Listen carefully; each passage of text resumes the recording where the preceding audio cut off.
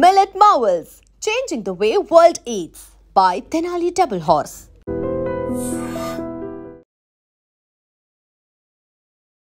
నమస్కారం, welcome to I dream. ధర్మ మార్గం విత్ విజిత కార్యక్రమానికి స్వాగతం.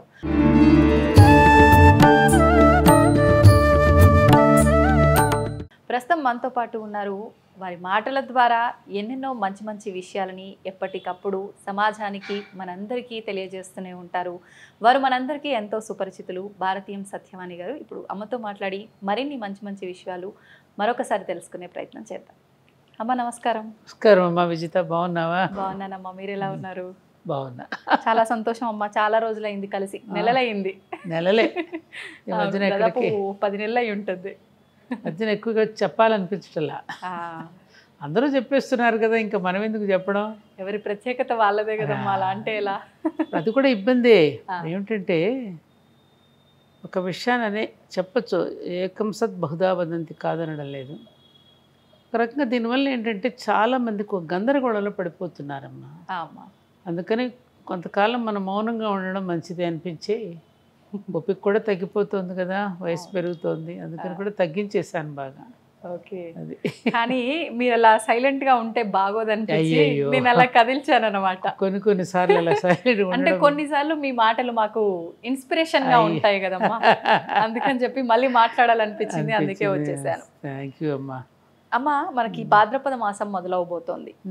భాద్రపద మాసం అనగానే అందరికి, పిల్లలకి పెద్దలకి అందరికీ గుర్తొచ్చేది గణపయ్య నవరాత్రులు. మరి ఈ నవరాత్రుల విధానం అనేది ఒకప్పటికి ఇప్పటికీ రోజులు గడుస్తున్న కొద్దీ మారిపోతూ ఉంది విధానం అంతా కూడా. శాస్త్ర ప్రకారంగా చేస్తున్నామా అని అంటే అదొక క్వశ్చన్ మార్క్. ఎవరికి తోచినట్టు వాళ్ళు చేసుకుంటున్నారు. సరే, ఎవరికి తోచినట్టు వాళ్ళు చేసిన అందులో భక్తి ఎంత వరకు ఉంది అంటే అది మళ్ళీ ఒక క్వశ్చన్ మార్క్. అయితే విగ్రహాలు పెట్టి ఆరాధించే విధానము అది మనకు మనసు నిలకడగా ఉండడం కోసమే అని చెప్పి అంటారు. కానీ మళ్ళీ ఈ విగ్రహాల్లో కూడా మనకు శాస్త్ర ప్రకారంగా మట్టి విగ్రహాలు ఇంతకన్నా ఎత్తు ఉండకూడదు అని. ఇప్పుడు చూసుకుంటే చాలా ఎత్తు విగ్రహాలు, ఒకరు ఇంత పెట్టారంటే వాళ్ళకి మించింది నేను పెట్టాలి, ఎంతసేపు పోల్చుకోవటము ఈ వేలోనే వెళ్ళిపోతుంది తప్ప భక్తి ఎక్కడ కనిపించట్లేదమ్మా. అసలు ఎలా ఉండాలి ఈ విధానం అంతా కూడా, నవరాత్రుల విధానం? భాద్రపద మాసం అంటే జరభద్రంగా ఉండు అని ఇక్కడ హెచ్చరిస్తున్నారు. సరే, విధానాలు ఎప్పుడు ఒకేలాగా ఉండడం అనేది ఎప్పుడూ సాధ్యమయ్యే పని కాదమ్మా.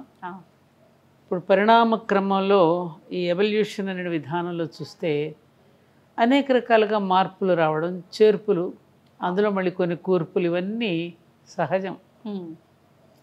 అయితే దాని యొక్క ఎస్సెన్స్ చెడిపోకుండా ఉన్నంత వరకు మనకేం ప్రమాదం జరగదు. అవునమ్మా. ఆరాధనా వైఖరులు అనేవి వివిధ రకాలుగా ఉంటుంది. ఒకే రకంగా ఆరాధించటం అనేది ఎప్పుడు జరగదు, అలా లేదు కూడా మన సనాతన ధర్మంలో. ఎవరి ఆరాధన వైఖరి వాళ్ళదే. ఓకే, ఇన్ని రకాల ఆరాధనలు స్వీకరిస్తుంది దైవం. సరే, ఇప్పుడు మనం అనుసరించేటటువంటి విధానాల గురించి నువ్వు అన్నావి. ఒకప్పుడు మన ఋషులు ఏదైతే మనకి దూరాలోచనతో మానవ యొక్క శ్రేయస్సును కోరి మనకు కొన్ని పద్ధతులను అవలంబించేటట్టు చేశారు. అవునమ్మా. దానిలో అన్నీ కూడా ఆరోగ్య సూత్రాలు, సాంఘికపరమైనటువంటి విధానం, అందరికీ శ్రేయస్సును అందించే విధానం. మీరు గణపతి పూజా విధానం చూస్తేనే మీకు వివిధ రకాలుగా వివిధ రంగాల్లో ఉన్న వాళ్ళకి కూడా ఒక ఉపాధిని కల్పించడం కోసం, ముఖ్యంగా పిల్లలకి ఒక విజ్ఞానాన్ని అందించడం కోసం, ఆరోగ్యాన్ని అందించడం కోసం, ఇన్ని కలగలిసి ఈ వ్రత విధానంలో ఉంటుంది. మీకు గమనించండి, పిల్లల చేతనే వినాయకుడిని తెప్పించడం, పిల్లల చేతనే చేయించడం, ఇవన్నీ గమనించండి మీరు. ఇప్పుడు 21 రకాలైనటువంటి పత్రులు ఏవైతే ఉన్నాయో ఎవరు తెస్తారు? అవి పల్లెటూళ్ళల్లో మేము చిన్నప్పుడు మగపిల్లలు వెళ్ళి, చిన్నపిల్లలు మేము కూడా ఉండేవాళ్ళం, ఆడపిల్లలు, వాళ్ళు వెళ్ళి ఆ పొలాల్లోకి వెళ్ళి 21 రకాల పత్రులు వాళ్ళనే తెంపుకు రమ్మనేవారు. కారణం ఏమిటి? వాళ్ళకు ఒక బోటని, వృక్షశాస్త్రం తెలియడం. అందరం అన్ని చెట్లు గుర్తుపట్టలేంగా. అవును. ఇప్పుడు ముఖ్యంగా మనకు తెలిసి ఏదో వేప చెట్టు, కరివేపాకు చెట్టు, కొత్తిమీర, కొన్ని మాత్రం తోటకూర, ఆకుకూర కొన్ని గుర్తుపడతాం. అంతే అమ్మా. ఆ 21 పత్రులో కలిగిన ఔషధ గుణాలు ఏవైతే ఉన్నాయో వాటిని పిల్లలే గుర్తుపట్టితే ఎప్పుడైనా ఏదైనా మందు కావాలి అంటే గముక్కున వాళ్ళకి దాన్ని గుర్తుపట్టి తెంపుకు రాగలగాలి. It's a training program. Okay, అది వాళ్ళకి తెలియదు. ఆకులు తెంపేటప్పుడే ఆకు తెంపగానే వచ్చేటటువంటి కొన్ని క్షణాల పాటు కాలం తెంపినప్పుడు వచ్చేటటువంటి గాలి, తెంపినప్పుడు దాని నుంచి ఒక పవర్ వస్తుంది మనకి, ఒక వాసన. గమనించండి. అది పీల్చినప్పుడే వాడికి కొంత ఆరోగ్యం చేకూరుతుంది. దాన్ని గుర్తుపడతాడు. ఇంట్లో గబుక్కున ఎవరికైనా వ్యాధి జరిగినప్పుడు ఆకు తెంపుకొచ్చి ఆ రసాన్ని వేసి వైద్యం చేసేవారు. ఇప్పుడంటే మీకు హాస్పిటల్స్ వచ్చాయి, ఇవన్నీ వచ్చాయి, కానీ పల్లెల్లో ఇవన్నీ కూడా ఆకురసంతోనూ వైద్యం అంతా వాటితోనే చేసేవారు. అంతే అమ్మా. అవి తెచ్చి భగవంతుడి దగ్గర పెట్టి సమర్పించి మళ్ళీ పూజ అయిపోయిన తర్వాత వాటిని మళ్ళీ నీళ్ళల్లో కలిపేసేవాళ్ళు. ఈ వర్షాకాలంలో వచ్చేటటువంటి అనేక సూక్ష్మ క్రిములు ఎక్కడెక్కడెక్కడ వేటినో సంతరించుకుంటూ ప్రవహిస్తాయి కదమ్మా ఈ నీళ్ళు చెరువుల్లో. అవునమ్మా. మళ్ళీ ఆ కాలుష్యాన్ని నివారించడానికి ఔషధ గుణాలు కలిగినటువంటి ఈ పత్రుల్ని చెరువులోనూ బావిలోనూ కలిపేయడం వల్ల ఇప్పుడు మీకు ఫిల్టర్లను పెడుతున్నారు ఇంట్లోకి, ఏక్వాగార్డ్ అని అదేని ఇదని. అది ఆనాడు అనుసరించారు వాళ్ళు. అదంతా ప్యూరిఫై చేస్తుంది, ప్రకృతితో మమేకమై అయిపోయేది, ప్యూరిఫై అవుతుంది వాటర్. అవును. ఆ నీళ్ళు మళ్ళీ తాగిన తర్వాత ఆరోగ్యం. ఇవన్నీ ఆలోచించి మన పూర్వీకులు పెట్టారు. చిన్న చిన్న మట్టి విగ్రహాలు, గ్రామంలో ఉన్నటువంటి ఈ బొమ్మలను తయారు చేసే ఒక వర్గం ఉంటుంది కదా, కుమ్మరి వారు. వాళ్ళు చక్కగా అచ్చులు పోసి తయారు చేసి తట్ట మీద పెట్టుకుని గ్రామంలో వినాయక బొమ్మలు అమ్ముతూ తీసుకొస్తే ఒక 10 రూపాయలు తీసుకుని ఆ బొమ్మను తీసుకోవడం, మళ్ళీ అమ్మ వంటింట్లో కూర్చొని ఉండ్రాళ్ళు తయారు చేసిస్తే పిల్లలే ఆ మండపాన్ని ఏర్పాటు చేసుకోవడం, తండ్రి పక్కన కూర్చొని కథ చెప్పడం, పిల్లలు వ్రతం ఈ విధానం అంతా నువ్వు గమనిస్తే ఎంత అద్భుతమైన ఒక శిక్షణా కార్యక్రమం ఇది. అవునమ్మా, శిక్షణా కార్యక్రమం. ఆ చేసే పదార్థాలు కూడా ఈ వర్షాకాలంలో నీటి ద్వారా వచ్చేటటువంటి సూక్ష్మ క్రిములు అవన్నీ పోవడానికి, మళ్ళీ మలం ద్వారా పోవడానికి పచ్చి ఉండరాళ్ళు, వడపప్పు, అదే పెసరపప్పు అన్ని నానబెట్టినవే కదా, చలిమిడి, ఇది వంట పొయ్యి మీద పెట్టి చేసినవి కాదు.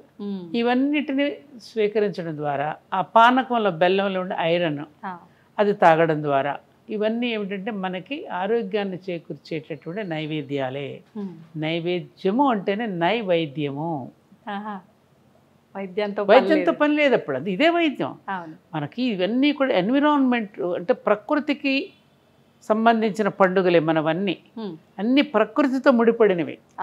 పైగా నీకు వ్రత విధానంలో ఏమున్నది, అసలు మొట్టమొదటి ఎలా స్టార్ట్ అవుతుంది, పార్వతీదేవి తను స్నానం చేస్తూ ఆ ఒంటినంతటిని నలిపి ఏది నలుగు పెట్టుకుని ఆ నలుగు పిండితో చేసిన బొమ్మకు ప్రాణం పోసి అక్కడ కాపలా పెట్టింది. అంటే దీని అర్థం ఏమిట్రా, నాకు తోచే అర్థం ఏమిటంటే పార్వతీదేవి శక్తి స్వరూపిణి, ఎనర్జీ.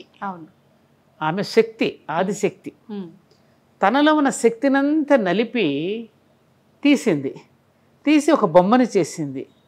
ఆ శక్తిని ఒక ముద్దగా చేసి దానిలో ప్రాణం పోసింది. అంటే ఒక శక్తివంతుడిని తయారు చేసింది. బుద్ధిమంతుడిని, శక్తిమంతుడిని. బుద్ధికి శక్తి కూడా తోడైనప్పుడే సమాజం బాగుంటుంది. రాముడు మంచి బాలుడు అన్నట్టున్నాడు అనుకో, సమాజానికి ఏం పెంచుతాడు? అంతే కదా. రాముడు శక్తివంతుడు కూడా, అలాగే గణపతి కూడా శక్తివంతుడు, గుణవంతుడు, శక్తివంతుడు. అలా శక్తివంతుడైనటువంటి వాడిని తయారు చేసి అక్కడ పెట్టింది.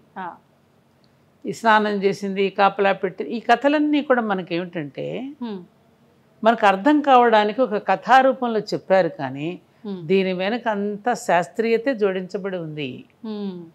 వేదాలందరికీ అర్థం కావు కదమ్మా.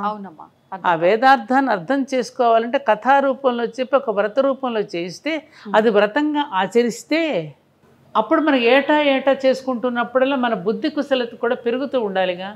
నువ్వు ఏటా చేస్తున్నావు వ్రతాన్ని, ఏటా చేస్తూ వస్తున్నప్పుడు నీలో ఏమైనా మార్పు వచ్చిందా, అది మనం గమనించుకోవాలి. వరలక్ష్మి వ్రతం చేసాము, అవునమ్మా, ప్రదక్షిణ చేస్తే మీకు ఎట్లా వడ్లాణాలు వచ్చినాయి, అంటే అరవంకీలు వచ్చేసినాయి, కాళ్ళకు గజ్జలు వచ్చినాయి, కథలో ఉంది. నిజంగానే ప్రదక్షిణ చేస్తే కాళ్ళకు గజ్జలు వస్తాయా, వడ్లాణం వస్తుందా, అక్కడ ఏమిటి దాని విధానం ఏమిటి? వర్షే వర్షే నువ్వు చేస్తూ ఉన్నప్పుడు నువ్వు ప్రదక్షిణ చేస్తూ ఉండగా ఆ చారుమతిలో ఉన్నటువంటి లక్షణాలు నీలో ఏమైనా వచ్చాయో చూసుకో ముందు. మార్పు వచ్చిందా నీకు? క్రిందటి సంవత్సరం చేసుకున్నావు వ్రతం, ఈ సంవత్సరం చేసావు, నీలో ఏమైనా మార్పు కలిగిందా? అత్తమామలు చూసుకుంటున్నావా? కళాత్మకంగా నీ జీవితాన్ని చారుమతిలాగా నువ్వు ఆచరిస్తున్నావా?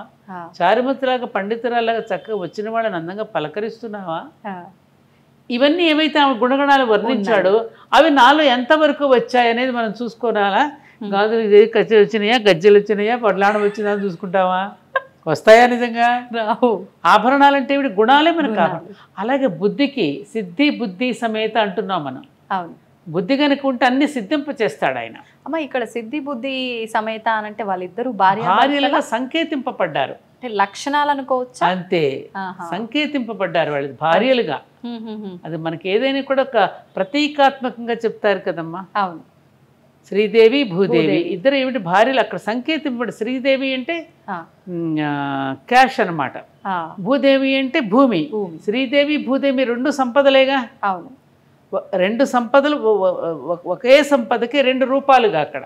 ఇవన్నీ కూడా ప్రతీకాత్మకంగా సంకేతంగా చెప్పారు మనకి. పర్సానిఫికేషన్ అంటారు చూడమ్మా. అవునమ్మా, మనకు ఒక మానవీయతను జోడించి మనకి చెప్పారు.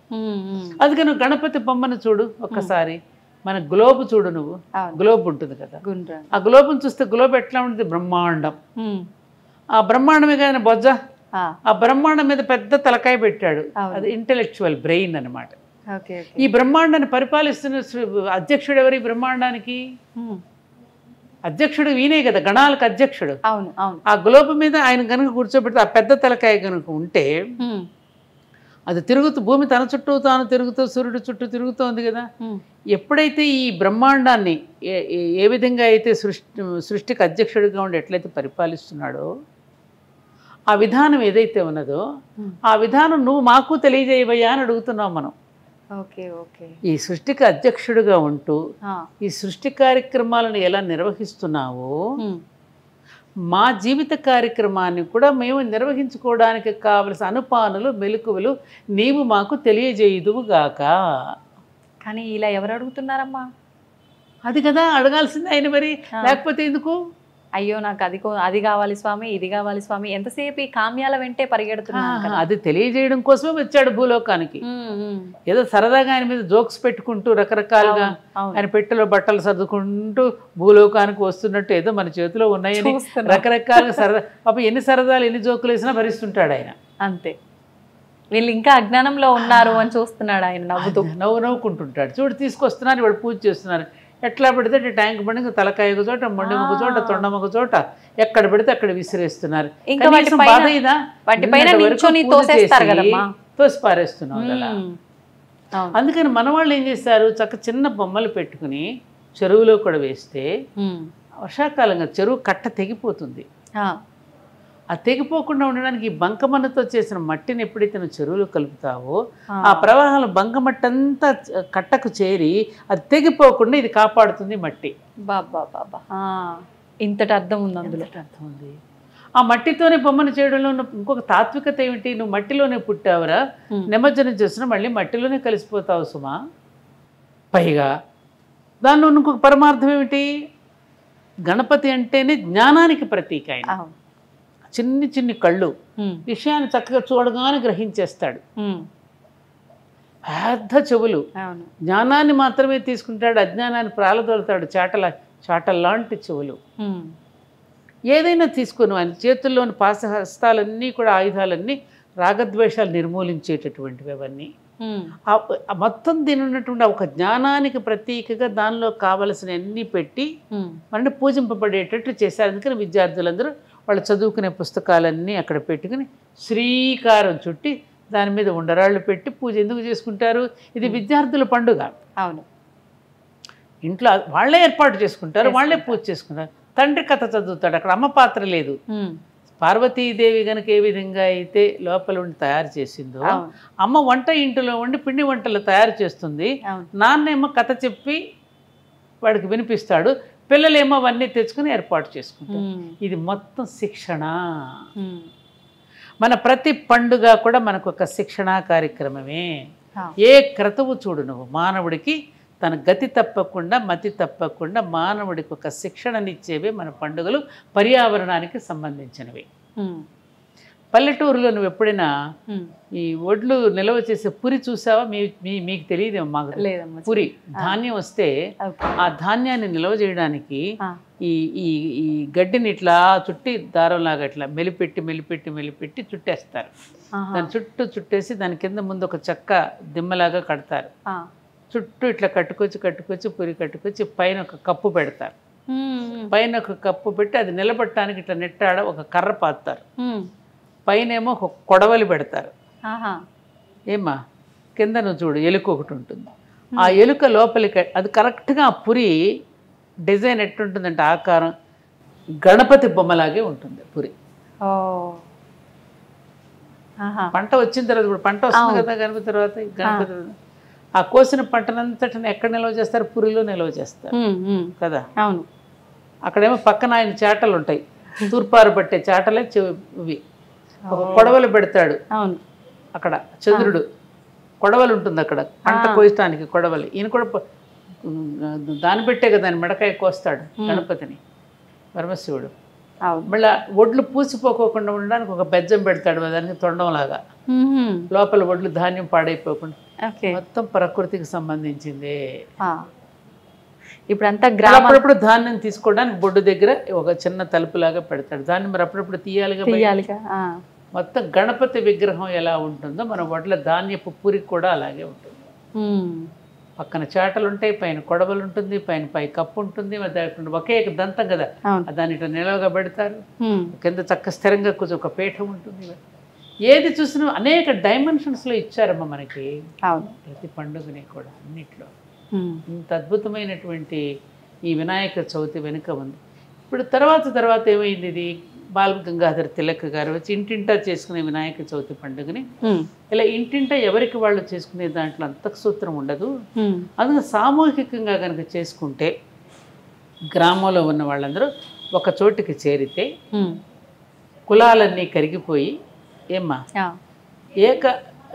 ఏకాత్మతతో అందరూ గనక కలిసి పూజ చేస్తే దానికి మరింత శక్తివంతమై ఉంటుందని ఆయన అందరినీ కలపడానికి అని చెప్పి బాలగంగాధర్ గారు ఈ విధంగా మండపాలు ఏర్పాటు చేసి పూజ చేయమన్నారు.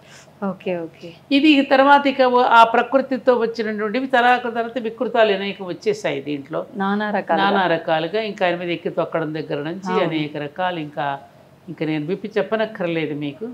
ఇప్పటికైనా మనం ఏమిటంటే మన సనాతన ధర్మాన్ని మనం ఇతరులు వేళాకోళం చేసే అవకాశం మనం ఇవ్వకూడదు. వాస్తవం. మనల్ని చూసి అవతల వాళ్ళు గ్రహించి వాళ్ళు కూడా ఆచరించేలాగా ఉండాలి. కానీ మనల్ని వెక్కిరించి మనం వేళాకోళానికి గురి చేస్తే మన ధర్మాన్ని మనమే అవమానపరుచుకున్నట్టు. అందుకని మండపాలు కట్టుకుందాం, ఎవరికి ఇబ్బంది లేనటువంటి పరిస్థితులు పెట్టుకుందాం, చక్క పూజ చేసుకుందాం, అందరం కలిసి చక్క సాంస్కృతిక కార్యక్రమాలు జరుపుకోవచ్చు, పాటలు మంచి పాటలు పెట్టుకోవచ్చు. అలాగే ఎవరిదైనా చక్కని 4 మాటలు చెప్పేటి పెద్దవాళ్ళని పిలిపించి మాట్లాడించుకోవచ్చు. ఆ నిమజ్జనం చేసేటప్పుడు కూడా భక్తి శ్రద్ధలతో ఎలా చేయాలో చేయవచ్చు. అనేకమంది కాబట్టి ఎవరో ఏదో అన్నారని ఏదో పోటీపడ్డారని మనం అట్లా చేస్తే మనల్ని మనమే తక్కువ కించపరుచుకుంటూ అవమానపరుచుకుంటూ మనల్ని ఇంకొకళ్ళు హేళన చేసే పరిస్థితి తీసుకురాకూడదు. మీరు అన్నట్టు ప్రకృతి, ఆ బంధాలు, విలువలు ప్రతి ఒక్కటి నేర్పించే విధానము, ఈ తత్వమే ఉంది వాస్తవంగా పండగల్లో. కానీ ఇప్పుడు అది ఎక్కడ లేదు. ఇప్పుడు బుద్ధిని మేలుకొల్పడానికి వచ్చాడు ఆయన. రేపు వాళ్ళ అమ్మ వస్తుంది మనలో ఉన్న మహిళల్లో ఉన్న శక్తిని జాగృతం చేయడానికి. నువ్వు చూడు ప్రతి పండుగ నీకు ఉగాది నుంచి సంవత్సరం వరకు వచ్చే పండుగలన్నీ కూడా ఆ సంవత్సర పురుషుడి యొక్క గానం మనకు వినపడుతుంది. ఏ మనిషి ఎక్కడా కూడా ఏమంటారు దారి తప్పకుండా మానవ ధర్మాన్ని నుంచి అతను చెడిపోకుండా, మానవ ధర్మాన్ని నుంచి అతను ఏమరపాటు చెందకుండా ఉండడానికి ఏటా చూడండి ప్రతి పండుగల యొక్క వరుసను కనుక ఒకసారి గమనించు. ఉగాది నుంచి అమ్మా, మళ్ళీ ఆ తర్వాత పోషకుడు వస్తాడు. బుద్ధి, శక్తి, మళ్ళీ ఇవన్నీ కావాలంటే పోషణ ఉండాలిగా. తర్వాత మళ్ళీ మీకు ఆయన వెళ్ళగానే విష్ణుమూర్తి పండుగ వస్తుంది. ఇది ఎవరు చేశారు? మన ఋషులు దర్శించి ఆయా కాలానికి తగినట్టుగా నక్షత్ర గమనాన్ని బట్టి ఋతుధర్మాన్ని బట్టి పండుగల రూపంలో స్థిరపరిచి దానికి కావలసినటువంటి పానీయాలు కానీ పెట్టవలసిన నైవేద్యాలు కానీ వాతావరణానికి తగినట్టుగా ఇప్పుడు అదే ఉత్తరప్రదేశ్ వెళ్ళామనుకో వాతావరణం వేరు, అదే మన దక్షిణ భారతంలో వాతావరణం వేరు, ఆ పండుగల్లో ఆ పద్ధతులు వేరు అనుసరిస్తారు, మనం వేరుగా అనుసరిస్తాం. ఎక్కడ వాళ్ళకి అక్కడ కావలసిన విధానాన్ని అనుసరించేటట్టుగా చేశారు. అంటే శాస్త్రాన్ని మొత్తానికి కాన్సెప్ట్ ఒకటే, ప్రాంతీయ ఆచారాన్ని కూడా అలవర్చుకుంటున్నారు. ప్రాంతీయ ఆచారాలను బట్టి ఉంటాయి కదమ్మా. అవునమ్మా, అవును అమ్మ. ఆ రోజున గణపతిని అసలు ప్రపంచం మొత్తం ఆరాధిస్తుందిగా. అవును, నువ్వు ఇండోనేషియా అన్ని చోట్లకి వెళ్ళి, బాలి ఎక్కడికైనా వెళ్ళు, అసలు గణపతిని ఆరాధించిన ప్రదేశం ఉండదు. ప్రపంచం మొత్తం ఆరాధిస్తుంది, అనేక రూపాలు, అనేక పద్ధతులు. అమ్మ, గణాలకే అధిపతి. మనం ఏ శుభకార్యం చేసినా, ఏ పూజ చేసినా మొదట ఇది కులము, మతము, ప్రాంతం భేదాలు లేకుండా గణపతిని ఆరాధిస్తాం. కానీ ఇంట్లో గణపతిని పెట్టి పూజించే ఈ వినాయక చవితి విషయానికి వస్తే చాలా మందిలో సందేహాలు. మాకు వంతన లేదు, మా ముందు తరం వాళ్ళు చేయలేదు, మేము కూడా చేయట్లేదు, ఇలా అని చెప్తుంటారు. రీసెంట్గానే నేను ఇంకొక విషయం విన్నాను. మా ఫ్రెండ్ ఒక ఆమె వినాయకుడిని తీసుకుంది, వేరే వాళ్ళు మాకు ఇలా ఫ్రీగా ఈ మధ్యలో ఇస్తున్నారు కదా, అలా ఇస్తున్నప్పుడు తీసుకుంది. ఇంటికి తీసుకెళ్ళావా అని అడిగితే తను చెప్పిన సమాధానం ఏంటంటే, నేను ఆ రోజు మర్చిపోయి తీసుకున్నా, నేను ఇంటికి తీసుకెళ్ళను, ఎందుకంటే మాకు పండగ లేదు అని. ఎందుకు మీకు పండగ లేదు అని అంటే, ఎప్పుడో వాళ్ళ హస్బెండ్ వాళ్ళ చిన్నప్పుడు వాళ్ళ హస్బెండ్ వాళ్ళ సిస్టర్ చనిపోయిందంట వినాయక చవితి రోజు, కాబట్టి మేము ఇంకా పండగ జరుపుకోవట్లేదు అని చెప్పి, మళ్ళీ ఇంకెవరైనా అదే రోజున పుట్టినప్పుడు మాత్రమే ఇంకా పండగ కంటిన్యూ చేస్తారంట అప్పటి నుంచి. ఇదంతా ఒక మూఢనమ్మకం అనుకోవాలా, ఎలా అమ్మా? మూఢనమ్మకమే, మూఢ విశ్వాసాలు. దానికి దీనికి సంబంధం ఏముంది? మూఢ విశ్వాసాలు. అలాంటి జీర్ణించుకుపోయిన కొన్ని మూఢ విశ్వాసాలు ఇంకా కొనసాగుతున్నాయమ్మా. అవేమిటంటే, ఒక రకంగా మా ఫ్యామిలీలో ఇది లేదండి, మా ఫ్యామిలీలో ఎవరు అప్పుడు అలా జరిగిందండి, అందుకని మేము పుట్టినరోజులు జరుపుకోండి, ఈ పండుగ చేసుకోండి, మా ఇంట్లో ఆనవాయితీ లేదండి, ఇవన్నీ వస్తూ ఉంటాయి. ఎప్పుడైనా జరిగితే ఎందుకంటే ఇంకా అది వదిలేస్తారు.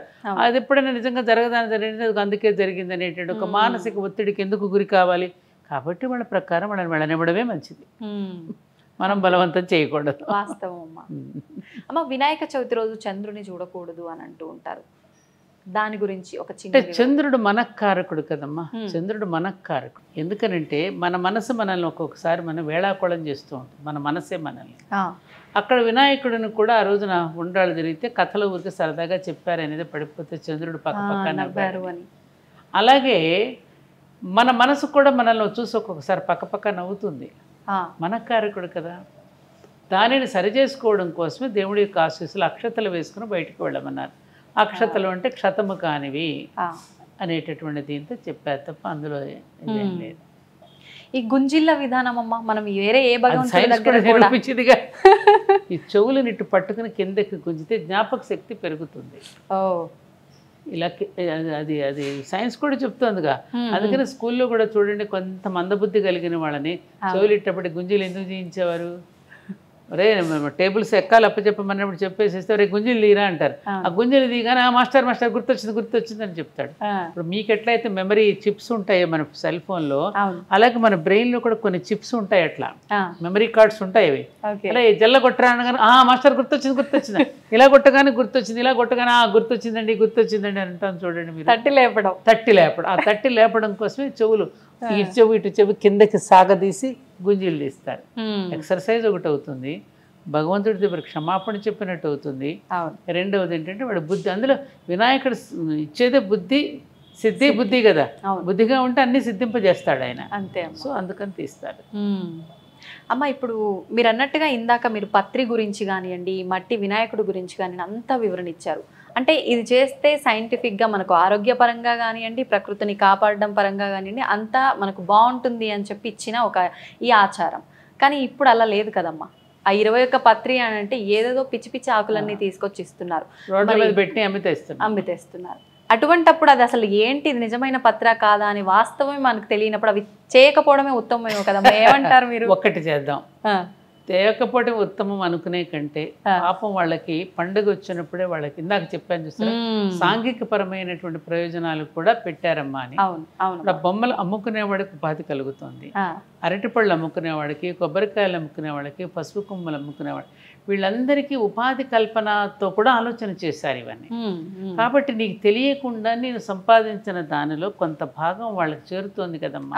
మామూలుగా ఇవ్వమంటే నువ్వు ఇవ్వలేవు. అదే నువ్వు అక్కడికి వెళ్ళి కొనుక్కున్నావు అనుకో అతనికి ఉపాధి కలుగుతుందిగా. కాబట్టి ఏదో ఆకులు పట్టుకొస్తున్నాడుగా, అది కూడా ప్రకృతిలో నుంచి వచ్చిన ఆకులే కదా, ఏదో రకంగా చెట్టు పూజ చేసిన భగవంతుడు ఏమి అనుకోడు కదా. అట్లీస్ట్ నీకు కొంత పుణ్యం ఏమిటంటే అతని దగ్గర నువ్వు కొనుక్కోవడం వల్ల ఆ అమ్మాయో అబ్బాయో రోడ్డు మీద పెట్టుకుని అమ్ముకుంటున్నారు, ఆ సీజన్ వచ్చినప్పుడే కదా పాపం వాళ్ళకు కూడా 4 రూపాయలు వచ్చేది, అలా అనుకుని సంతోషపడవచ్చు కదా. వాస్తవం, మంచి మాట ఇది నిజంగా. అవును, అందుకని వాళ్ళ దగ్గర మనం ఇద్దాం.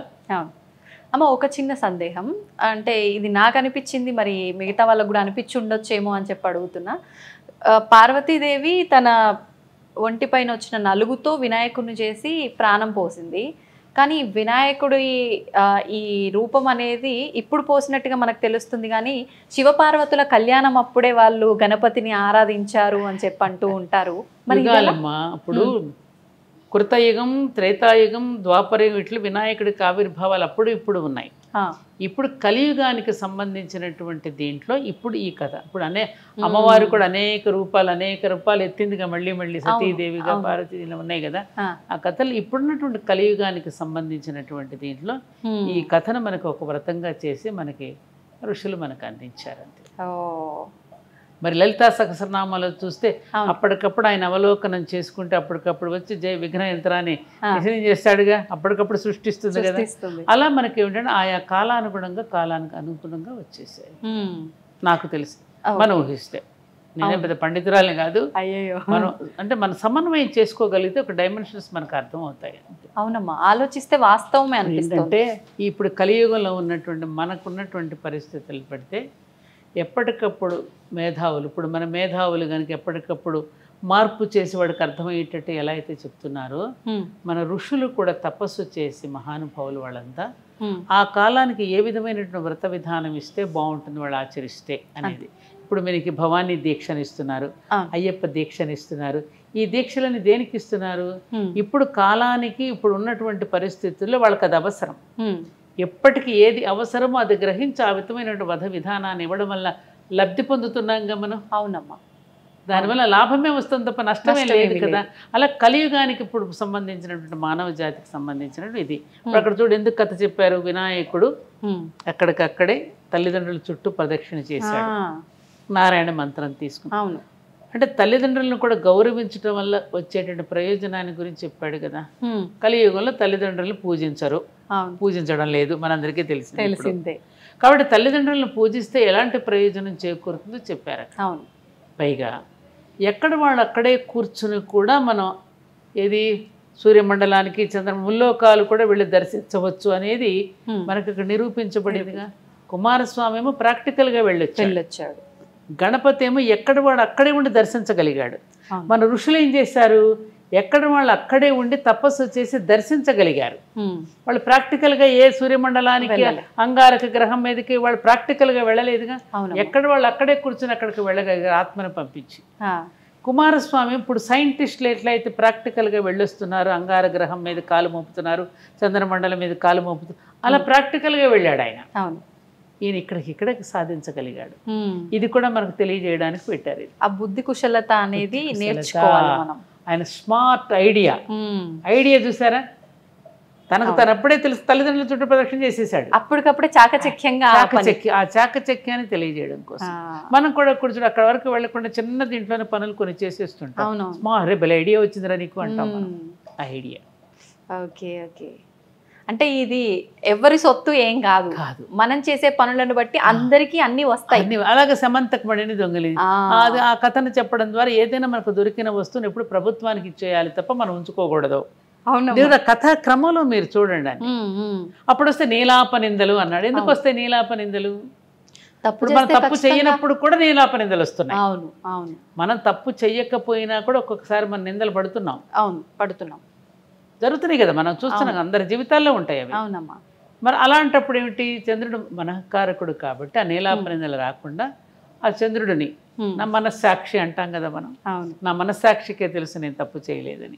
అప్పుడప్పుడు చంద్రుడి యొక్క ఆశీస్సులు స్వామివారి యొక్క పూజ చేసిన అక్షంతలు కనుక తీసుకుంటే ఆ నీలాపనిందలు తొలగిపోతాయి అని. ఏదో ఒక రోజున గ్రహిస్తారా, నిజమే వాళ్ళు తప్పు చేయలేదు, మనం అనవసరంగా వాళ్ళ మీద నింద వేశాం అనేది ఉంటుందా? ఇవన్నీ ఎవరి కృప వల్ల జరుగుతాయి? మనకి దైవ కృప వల్ల జరుగుతాయి. ఓకే. మరి అసలు భగవంతుడే లేడు అనే వాళ్ళ పరిస్థితి ఏంటమ్మా? వాళ్ళ విషయంలో కూడా ఇవన్నీ జరుగుతాయి. అంటే వాడి అస్తిత్వం మీద వాడికే తెలియనట్టు కదా. లేడు ఎవరు భగవంతుడు అనేటటువంటిది మనం ఈ సృష్టిని నడుపుతున్నవాడు నడుపుతున్న శక్తి ఒకటి ఉన్నదిగా. అవును. దానికి రకరకాల పేర్లు పెట్టుకున్నాం. అవును కదా.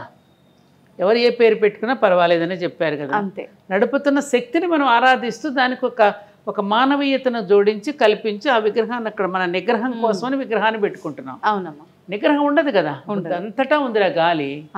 మరి ఫ్యాన్ ఎందుకు వేసుకున్నాం?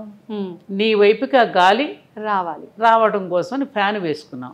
అలాగే అంతటా ఉన్నటువంటి శక్తి భగవత్ శక్తిని ఒక చోటికి ఆవాహనం చేసి గణపతి రూపంలో పసుపు గణపతిని చేసి ఆ పసుపు గణపతిని ఆవాహనం చేసి ఆయన వచ్చి ఆయనకి కాళ్ళు గడిగినట్టుగా, ఆయనకి పాద్యం సమర్పిస్తున్నట్టుగా, అర్ఘ్యం సమర్పిస్తున్నట్టుగా, ఆచమని సమర్పిస్తున్నట్టుగా, నైవేద్యం పెడుతున్నట్టుగా భావన చేసుకుంటూ నువ్వు పూజ చేసుకుంటున్నావు. అప్పుడు ఆ భావన చేసుకుంటూ నువ్వు పూజ చేసుకుంటున్నప్పుడు నీ మనసుకి ఏం కలుగుతుంది? అక్కడ సాక్షాత్తు గణపతి ఉన్నట్టే భావిస్తున్నావా లేదా? మళ్ళీ ఆయన చక్కగా సాగనంపిస్తున్నావు ఇంటికి వచ్చిన బంధువుని. ఇప్పుడు మన ఇంటికి ఎవరో వస్తున్నారమ్మా, రండి గేటు వరకు వెళ్ళి తీసుకొచ్చామా? రండి వెంకటేశ్వరరావు గారు అంటే తీసుకొచ్చాం. వచ్చినాక ఏం చేస్తున్నాం? ఇప్పుడంటే లేవు కానీ కాళ్ళు గడుకు కూడా నీళ్ళు బయటే పెట్టేవాళ్ళం. రాగానే మంచినీళ్ళు ఇస్తాం. ఏమ్మా తర్వాత రండి స్నానానికి అంటాం. ఏమండి టవల్ కూడా పెట్టాను, వస్త్రం సమర్పయామి.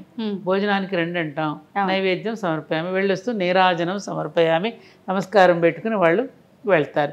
ఇది నీకు అక్కడ పూజకి ఇక్కడ దీనికి ఏమైనా తేడా కనపడిందా? ఏం లేదమ్మా. అంటే సజీవ విగ్రహారాధనకు కావలసిన శిక్షణ విగ్రహారాధన దగ్గర నువ్వు పొందుతున్నావు. అది అక్కడ మనకి ఇచ్చింది మన పూర్వీకులు. అక్కడ దేవుడు లేడు అనడానికి అది ఒక మూర్ఖత్వమే. ఇంకా అంటే ఇన్ని ఉదాహరణలుగా మనకు నిత్యము తెలియజేస్తూనే ఉన్నారు, అయినా మనం అలా మాట్లాడుతున్నాం. నీ అస్తిత్వం నువ్వు ఎక్కడి నుంచి వచ్చావు అని అడిగితే ఏం చెప్తాడు? అప్పుడు ఆన్సర్ ఉండదు. ఎక్కడికి వెళ్తున్నావు, ఎక్కడి నుంచి వచ్చావు, దానికి ఏం చెప్పగలుగుతారు? అవును, సమాధానం లేని ప్రశ్న.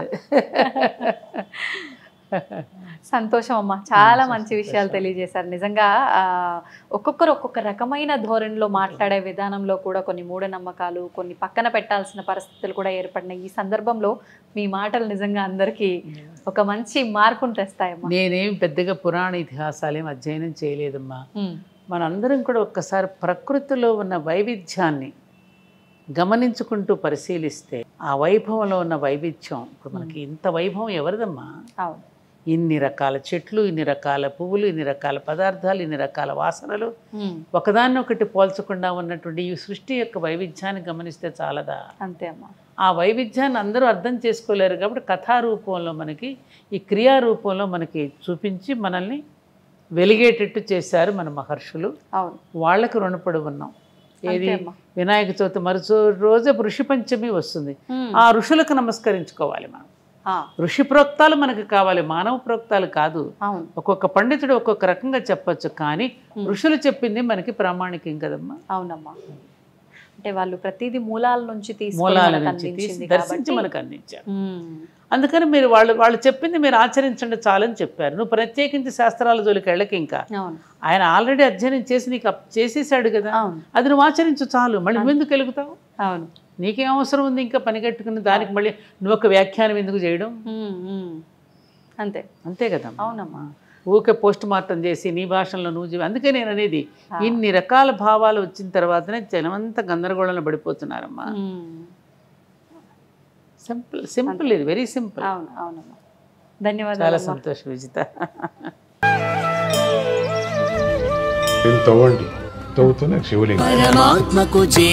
సరే దాన్ని అట్లా కప్పేసేయండి, చూపించదండి. మూర్తి పూజ కాదు, సాక్షాత్ బ్రజేంద్ర నందన భగవాన్ ఉన్నారు మూర్తిలో. ఏమీ ఆశించకుండా ఆరాధించే వాళ్ళు కూడా ఉన్నారా ప్రభుజీ? నిజమైన భక్తి అంటే మనకు తెలియదు కాబట్టి